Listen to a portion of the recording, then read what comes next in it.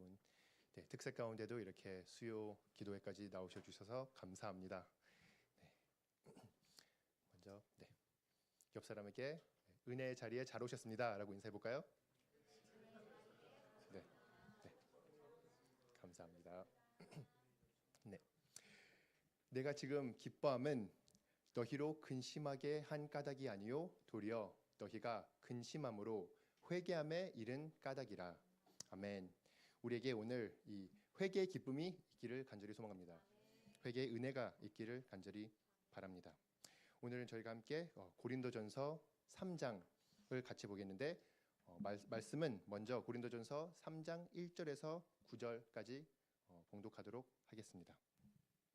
같이 다 말씀 찾으셨으면 저희가 같이 교독하시겠는데 제가 1절부터 봉독하도록 하겠습니다. 형제들아, 내가 신령한 자들의 대함과 같이 너희에게 말할 수 없어서 육신이 속한 자 곧 그리스도 안에서 어린 아이들을 대함과 같이 하노라. 내가 너희를 저주로 먹이고 밥으로 아니하였노니 이는 너희가 감당하지 못하였음이거니와 지금도 못하리라. 너희는 아직도 육신에 속한 자로다. 너희 가운데 시기와 분쟁이 있으니 어찌 육신에 속하여 사람을 따라 행함이 아니리요. 어떤 이는 말하되 나는 바울에게라 하고 다른 이는 나는 아볼로에게라 하니 너희가 육의 사람이 아니리요. 그런즉 아볼로는 무엇이며 바울은 무엇이냐? 그들은 주께서 각각 주신 대로 너희로 하여금 믿게 한 사역자들이니라. 나는 심었고 아볼로는 물을 주었으되 오직 하나님께서 자라나게 하셨나니. 그런즉 심은 이나 물 주는 이는 아무것도 아니로되 오직 자라게 하시는 이는 하나님뿐이니라. 심는 이와 물 주는 이는 한 가지이나 각각 자기가 일한 대로 자기의 상을 받으리라. 다 함께 우리는 하나님의 동역자들이요 너희는 하나님의 밭이요 하나님의 집이니라. 아멘. 아멘. 다 함께 오늘 하나님의 말씀을 보았을 때 성숙으로 나아가는 교회가 되길 소망하며 말씀을 전하고자 합니다. 이 고린도 전서를 이제 사도 바울이 쓰게 되었는데 사도 바울이 에베소에 있을 때 먼저 고린도에서 담임 목회를 사도 바울이 직접 한 교회였습니다. 사도행전 18장 11절에 보면은 거기서 1년 반 동안 있으면서 말씀을 전하였다고 기록하고 있습니다. 그리고 이제 이것이 선교 2차 선교 여행 때 그렇게 했었던 건데 거기서 한 2년 정도가 지난 시간 이후에 에베소에 있을 때 이제 소식을 듣고 고린도 성도들에게 편지를 보내는 게 고린도전서 1장이었습니다. 고린도는 아주 대도시였습니다. 아테네보다 5배 더 크고 거기 항구가 2개나 있어서 모든 여러 가지의 그런 부요함과 모든 이데올로기 사상들이 들어오는 그런 중간 핵심 지점이었습니다. 대도시 중 대도시였고 거기에 사는 사람들은 대부분 부자였고 되게 스스로가 높은 자라고 생각을 하는 자들이었습니다. 그래서 거기서 오늘 사도 바울이 주는 말씀을 만약에 그런 자세에서 읽었을 때는 굉장히 받아들이기 어려운 말씀이라는 걸 볼 수 있습니다. 어떻게 보면은 부담스럽고 어떻게 보면은 우리에게 정말 듣기 싫은 말일 수도 있습니다. 그렇지만 우리가 성경을 대할 때 있어서 때로는 듣기 싫은 말도 들어야 됩니다. 우리가 편식하는 성도가 아니라 하나님의 말씀을 온전히 받아들이는 성도가 되시길 간절히 소망합니다. 그래서 여기서 사도 바울이 아주 강하게 나오는데 왜 이렇게 강하게 나오는지 우리가 차례차례 보기를 바랍니다. 저희 첫 번째 설교 포인트는 이 교회의 문제를 드러내는 것입니다. 교회의 문제가 바로 영적 미성숙함과 인간적인 모습이었습니다.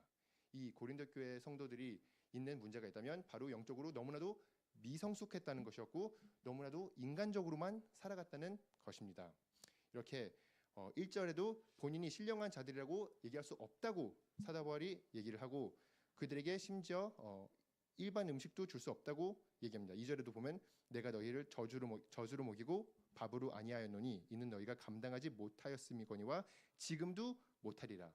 본인이 소식을 들었으니 이 성도들에 대한 삶을 돌아봤을 때 너네는 여전히 그때도 갓난아기였고 지금도 갓난아기였구나. 그래서 이 어린아이가 쓰인 단어가 바로 갓난아기라는 헬라어 단어를 사용하고 있습니다. 그래서 여기서 두 가지를 볼 수 있는데 하나는 그래도 형제임을 고백합니다. 그리스도 안에 있다는 걸 고백하고 있습니다. 그렇지만 너무나도 미성숙하다고 알리고 있고 책망할 것이 너무나도 많은 성도임을 가리키고 있는 것입니다. 그래서 왜 그렇게 혼낼까요? 3절에 보면 너희는 아직도 육신에 속한 자로다. 너희 가운데 시기와 분쟁이 있으니 어찌 육신에 속하여 사람을 따라 행함이 아니리요. 또 이어서 4절에도 어떤 이는 말하되 나는 바울에게라 하고 다른 이는 나는 아볼로에게라 하니 너희가 육의 사람이 아니리요? 라고 질문을 2번 하고 있습니다. 3절과 4절에서 이렇게 내가 너의 삶을 돌아봤을 때, 너네가 신앙생활하는 걸 보았을 때 그렇게 시기와 분쟁이 맞느냐? 어떻게 이렇게 육신에 속한 사람처럼 사느냐? 그리고 4절에 봤을 때는 한국어에는 너희가 육의 사람이 아니리요라고 말하고 있는데 그 헬라어 단어에는 이 육의라는 단어가 포함되어 있지 않습니다. 이것은 그냥 3절에 있는 것을 인용해서 이어서 이렇게 문맥상 하는 건데 사울이 실제로 얘기하고 있는 거는 너네 너무 사람답게 행동하고 있다. 근데 이거를 욕으로 쓰는 거예요. 어떻게 너네들은 그리스도인인데 그냥 사람처럼 사느냐? 어떻게 인간처럼 사느냐라고 얘기를 하고 있는 것입니다. 그래서 이렇게 다툼을 하는 것이 한 가지 먼저 말씀드릴 것은 여기서 이 뭐 바울파라, 아볼로파라라고 했을 때는 이 교리를 갖고 말씀의 내용을 갖고 서로 팔을 가르는 게 아니었습니다. 그들이 팔을 가르는 방법은 설교 방법론, 말씀을 어떻게 전하는지에 대해서 다투는 거였고 서로 팔을 가르는 거였습니다. 만약에 이들이 누가 하는 사람은 진짜 복음을 전하고 다른 사람은 가짜 복음을 전했을 때 다툰다면 그것을 오히려 칭찬했을 것입니다. 그렇지만 여기서는 이렇게 하는 것이 너무나도 무의미하게 분쟁과 분리를 일으키는 일을 하고 있다고 지적을 하고 꾸짖고 있는 것입니다. 사도 바울은 말씀을 바로 받으려고 하는 자들은 오히려 칭찬합니다. 사도행전 17장 11절과 12절에 보면은 이렇게 얘기합니다.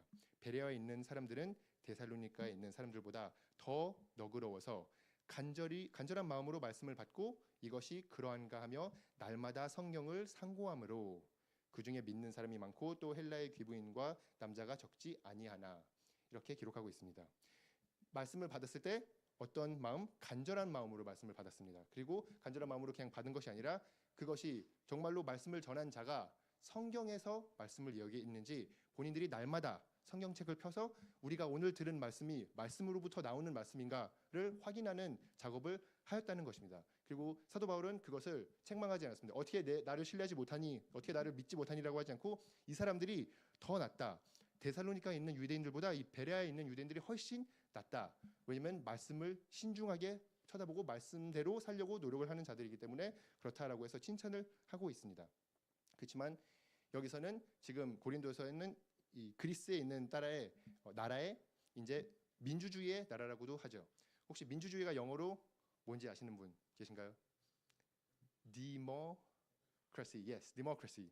그게 바로 헬라어 단어인데 demos 이 국민이 kratos 다스린다.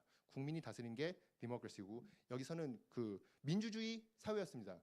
그러니까 힘을 얻으려면 투표를 얻어야 돼요. 투표를 얻으려면 말을 잘해야 돼요. 그러면은 말빨이 곧 능력인 거예요.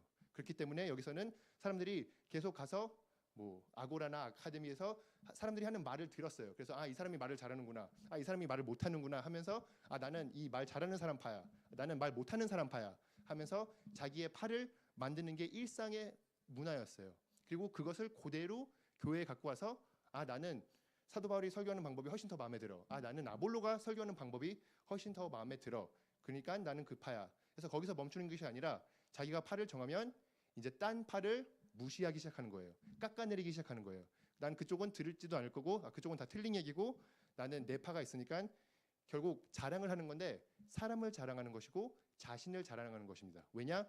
저 사람이 더 나은 사람인데 내가 더 나은 사람을 선택했다. 그러니까 더 나은 사람을 선택한 내가 더 못난 사람을 선택한 너보다 더 나은 사람이다. 이런 식으로 서로 분쟁을 하는 거였습니다. 이렇게 분쟁을 하고 있는 게 너무나도 인간적인 모습이고 사도 바울이 봤을 때 교회에서는 있을 수 없는 이름을 알려주고 있는 것입니다. 어떻게 그렇게 사람처럼만 행동하느냐라고 꾸짖고 있는 것입니다.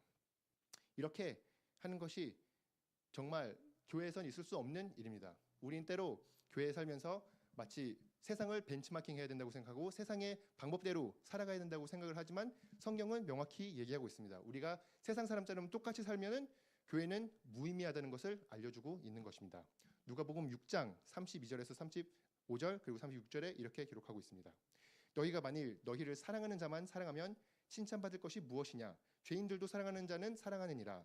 오직 너희는 원수를 사랑하고 선대하며 아무것도 바라지 말고 꾸어주라.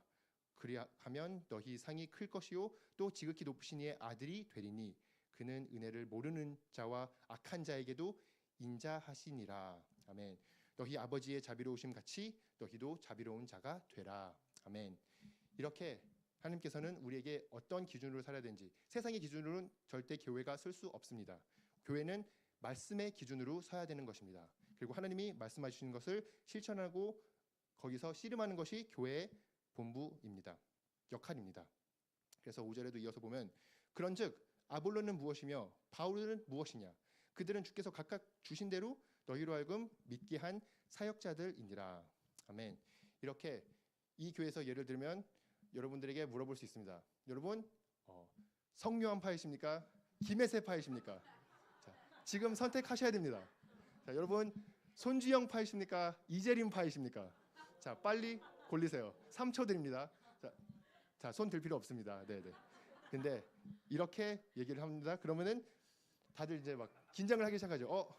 누굴 선택해야 되지? 어떻게 해야 되지? 하면서 만약에 이게 교만이 되고 이게 내가 더 좋은 사람을 선택했다, 내가 더 나은 사람이다 이렇게 되면은 이제 문제가 생기기 시작하는 거죠. 그래서 여기서 포커스를 다시 제대로 맞춰줍니다. 주께서 각각 주신 대로 너희로 하여금 믿게 한 사역자들이라. 주님께서 다 주신 것이다. 주님께서 필요한 대로 모든 사역자를 허락해 주신 것이다. 너가 선택할 필요가 없다는 것을 알려주고 있는 것입니다.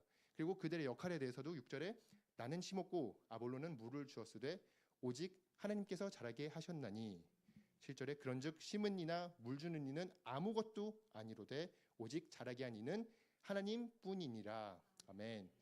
이렇게 만약에 6절의 첫 부분만 읽었었다면 나는 심었고 아볼로는 물을 주었으되 거기서 말씀이 멈췄었으면 아마 고린도 성도님들은 누가 더 잘났는지 다시 대결을 하고 있었을 것입니다. 심은 사람이 훨씬 더 낫지, 그 사람이 시작한 사람인데. 아니다, 무슨 말이냐, 지금 이거 물 준 사람이 훨씬 더 맞지, 훨씬 더 꾸준히 주기적으로 이것을 살릴 수 있게끔 한 자인데 라고 하면서 막 싸웠을 것입니다. 그렇지만 말씀은 거기서부터 주목을 하지 않게 하고 오히려 누가 자라게 하였는가, 하나님이 자라게 하였다. 그렇기 때문에 이것이 첫 번째 것들은 아무것도 아니고 결국은 기적을 이루시는 하나님이 영광을 받아야 되는 분이시다, 하나님이 자랑을 해야 될 사람이다, 분이시다 라고 얘기하는 것입니다. 이렇게 우리에게 알려주고 있는 것입니다. 그래서 우리가 인간적으로만 생각하는 것이 아니라 하나님의 말씀대로, 하나님의 시선이, 하나님이 보여주시는 대로 가야 된다는 것을 우리에게 계속 알려주고 있는 것입니다. 이렇게 아무것도 아니로되 라고 했을 때는 우리는 또 이것을 또 반대로 너무 많이 해석할 버릴 수가 있습니다. 여기서는 성경이 차이가 없다는 것을 의미하지 않습니다. 여기서 아무 의미가 없다고, 아볼로도 바울도 필요 없다고 하는 것이 아니라 그 누구도 자랑할 대상이 되면 안 된다는 것을 의미하는 것입니다. 그래서 예를 들어서 설교를 둘 다 합니다. 저도 하고 김혜세 목사님도 합니다. 그럼 한국말을 누가 더 잘할까요? 자, 이걸 대답을 못하면 바보인 겁니다. 그리고 두 번째 질문은 그럼 그리스말은 누가 더 잘할까요? 자, 되게 쉽죠? 여기서 한국말 저보다 못하는 사람은 없을 겁니다. 이 방 안에도 없을 겁니다. 그렇지만 그럼 제가 제일 못난 사람인가요? 아니면 반대로 제가 그리스말을 여러분보다 더 잘한다고 해서 제가 더 잘난 사람인가요?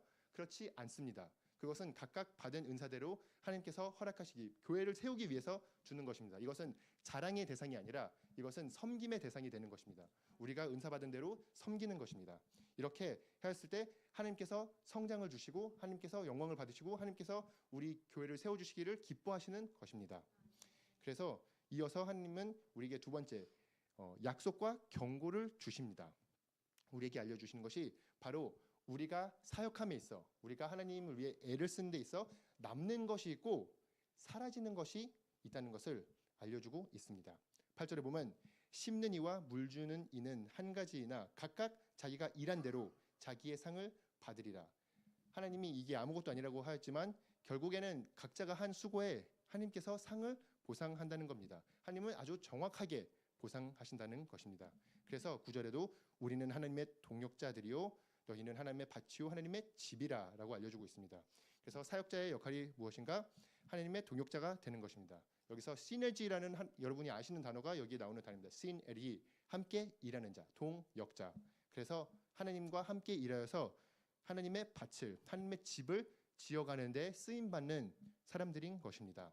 그래서 여러분들이 하나님의 밭과 하나님의 집으로 비유가 되는데 웨스트민스터 신앙고백에서도 교회의 목적이 무엇이냐라고 질문했을 때 답 중에 하나가 바로 성도를 모으고 온전하게 하기 위하여 교회가 있다고 얘기하고 있습니다. 물론 이건 성경은 아닙니다. 그냥 성경을 요약하려고 한 시도입니다.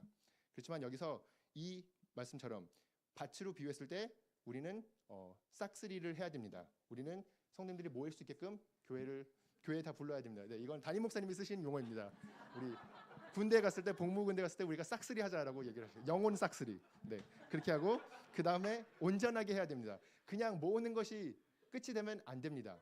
모았다가 면 이 고린도 성도처럼 되는 겁니다. 모여서 온전하게 되어야 되는 것입니다. 계속 성화의 과정이 일어나야 되는 것입니다. 예수님을 점점 닮아가야 되는 것입니다.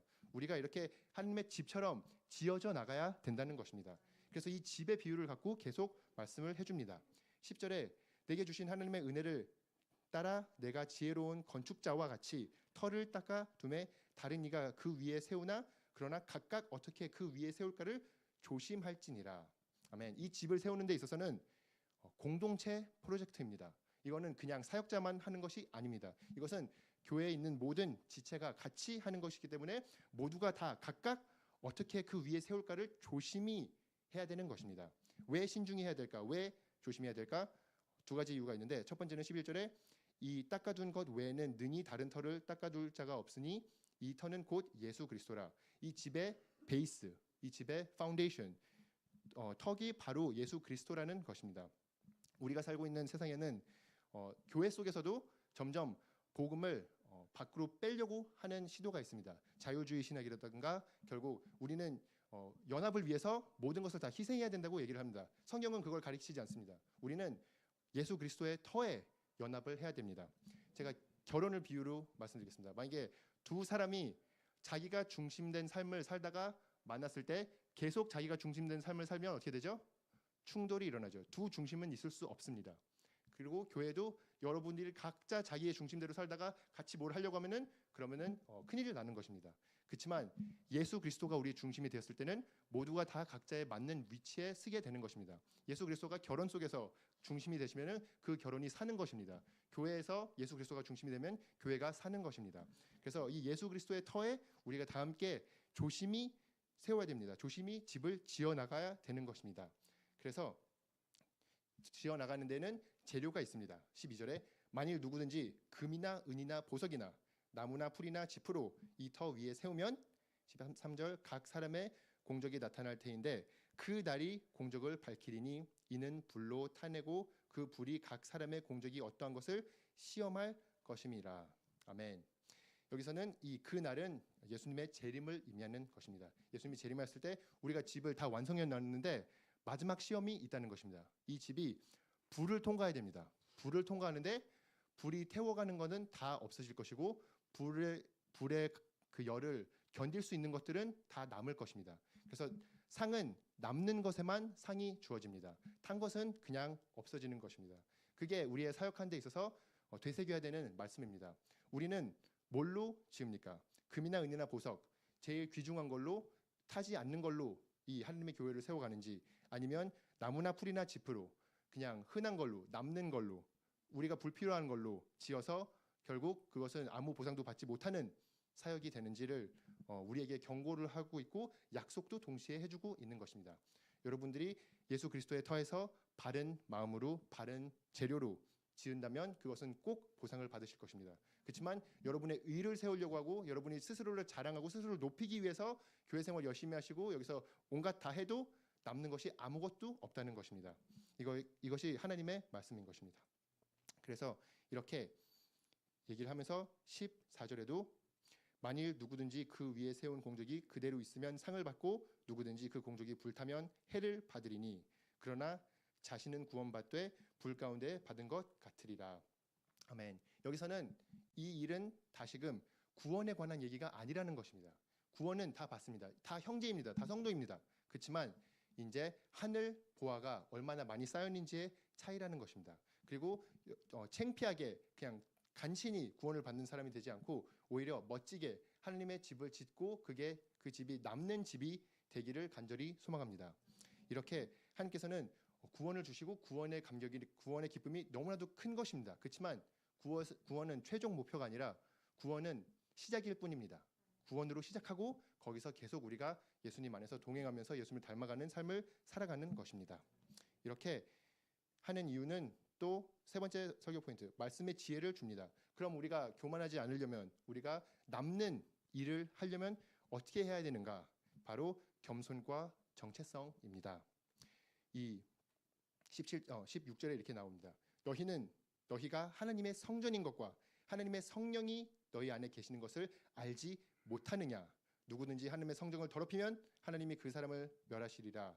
하나님의 성전은 기록 거룩하니 너희도 그러하니라. 아멘. 우리에게 정체성을 알려주고 있는 것입니다.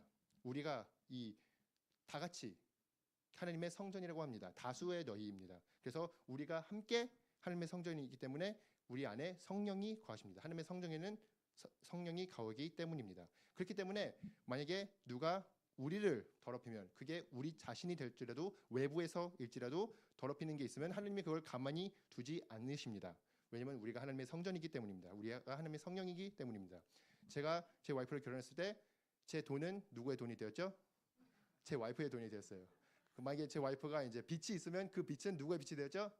내 빚이 되었습니다. 우리가 예수 그리스도 안에 들어왔을 때는 우리의 문제는 이제 하나님의 문제가 되는 것입니다. 하나님의 복은 우리의 복이 되는 것입니다.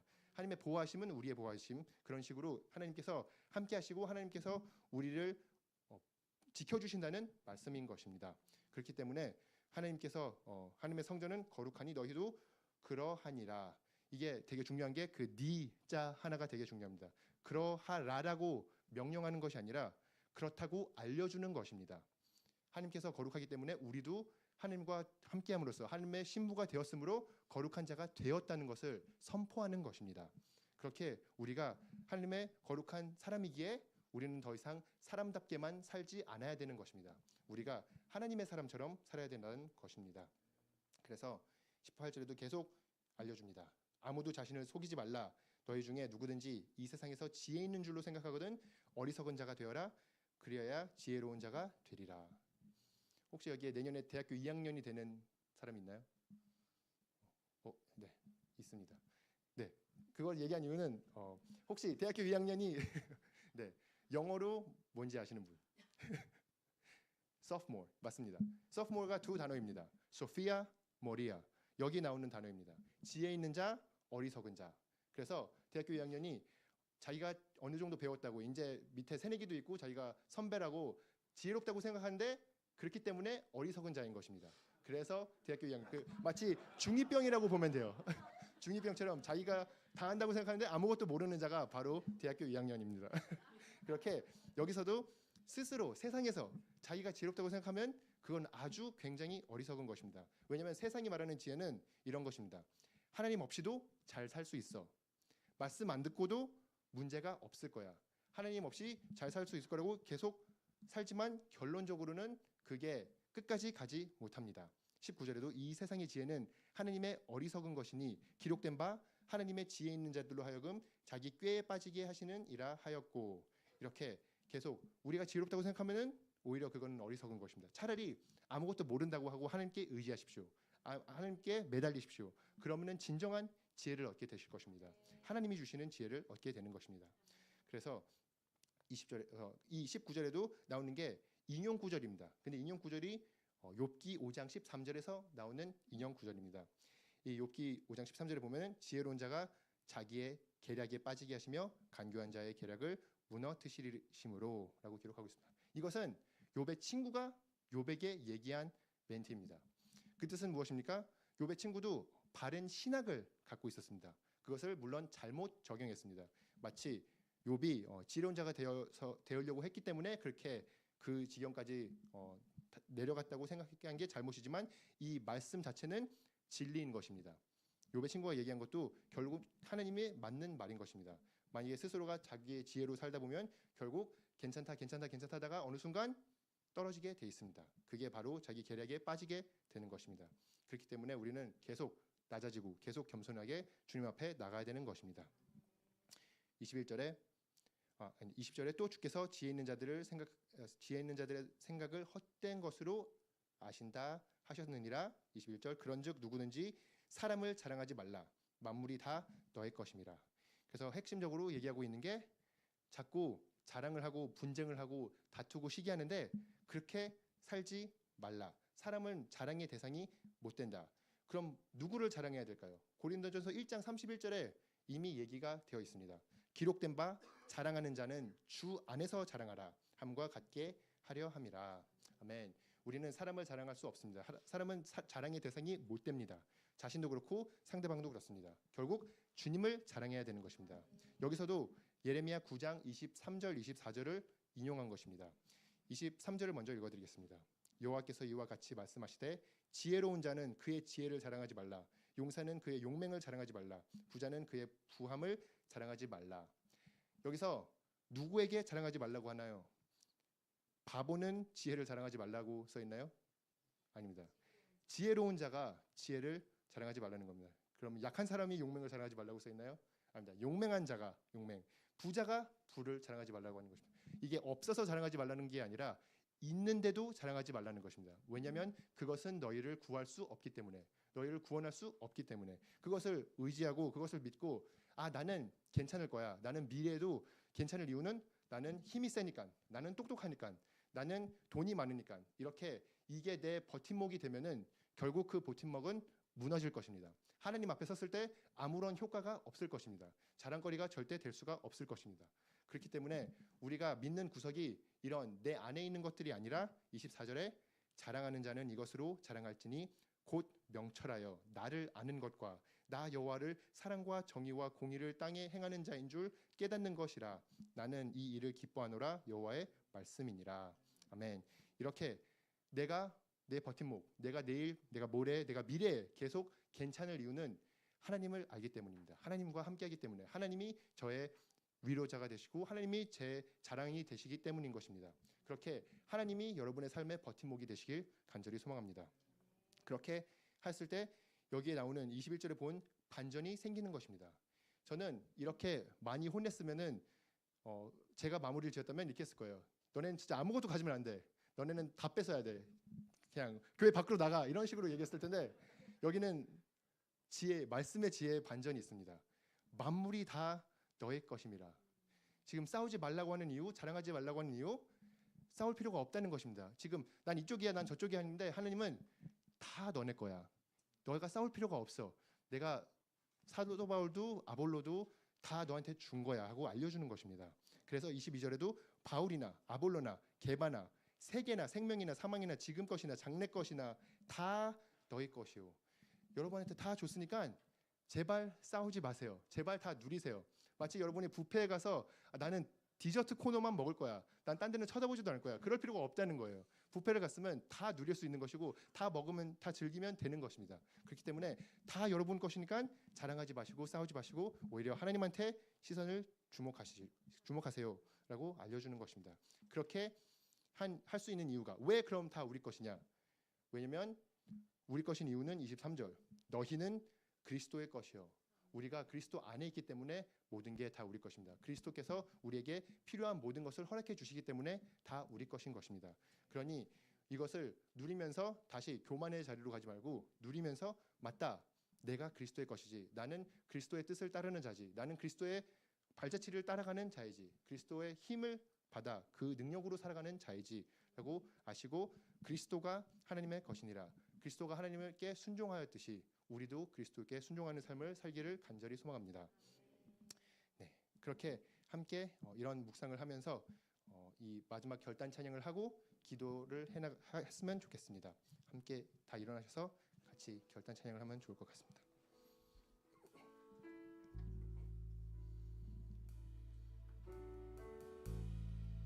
우리 함께 주님 큰 영광 받으소서 고백하며 나아갑시다. 주님 큰 영광 받으소서 홀로 찬양 받으소서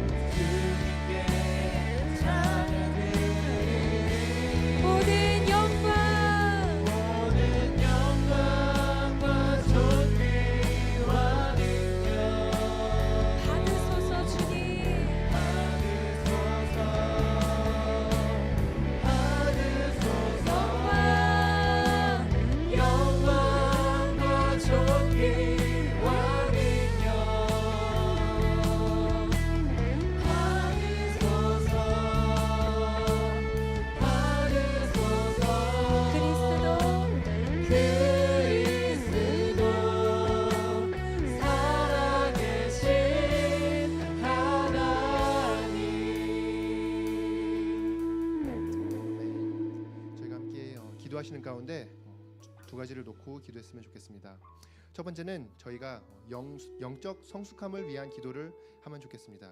저희가 영적 갓난아이로 남는 것이 아니라 우리가 하나님을 제대로 아는, 우리가 너무 인간적으로 사는 자들이 아니라 성령 안에서 성령 충만함으로 사는 자들이 될 수 있도록 함께 기도해 주시고, 저희가 시기 질투와 불평을 해왔다면 그런 마음을 회개하는 가운데 하나님 앞에 나아가 주시고, 회개하는 것이 얼마나 큰 기쁨인지를 체험하는 시간이 될 수 있도록 간절히 소망합니다. 우리가 함께 기도할 때 또 남은 것을 세우는 교회가 되도록 기도합시다. 우리는 남지 않는 것으로 세우는 것이 아니라 하나님의 집을 우리가 남는 것으로 채우는 자들이 될 수 있기를 소망합니다.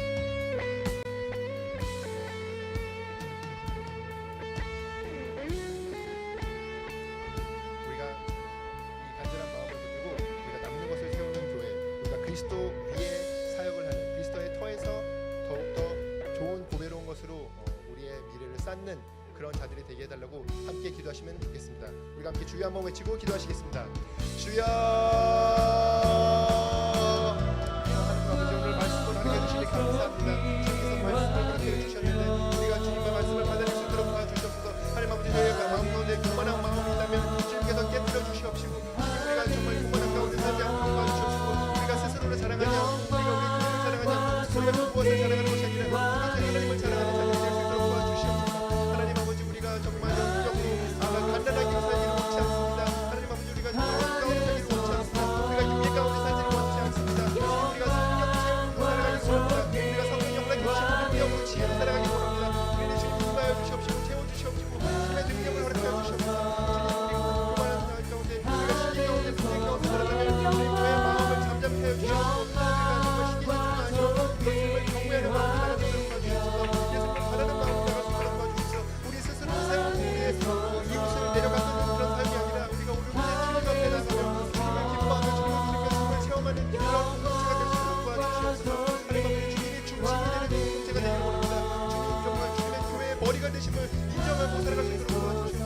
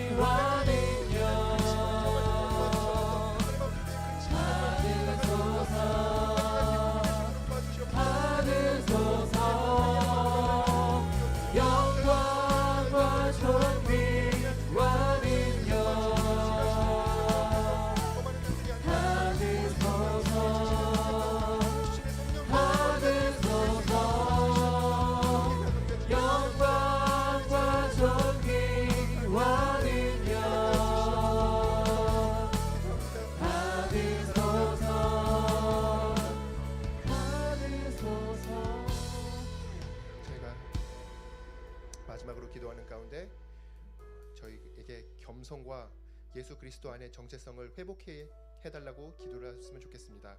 우리가 계속 특세를 하고 있는 가운데 복음이 이끄는 삶을 살고자 하는 가운데 정말 주님의 정체성으로, 주님이 주시는 겸손함으로 모든 것에 임할 수 있도록 주님께서 잡아주시옵소서, 붙들어 주시옵소서, 도와주시옵소서. 주님의 자비를 구하고 주님의 은혜를 구하며 우리가 나아가기를 간절히 바랍니다. 우리가 그 무엇이 자랑이 되는 것이 아니라 오직 예수 그리스도가 우리 자랑이 되기를 소망하며 주여 한번 외치고 함께 기도하시겠습니다. 주여,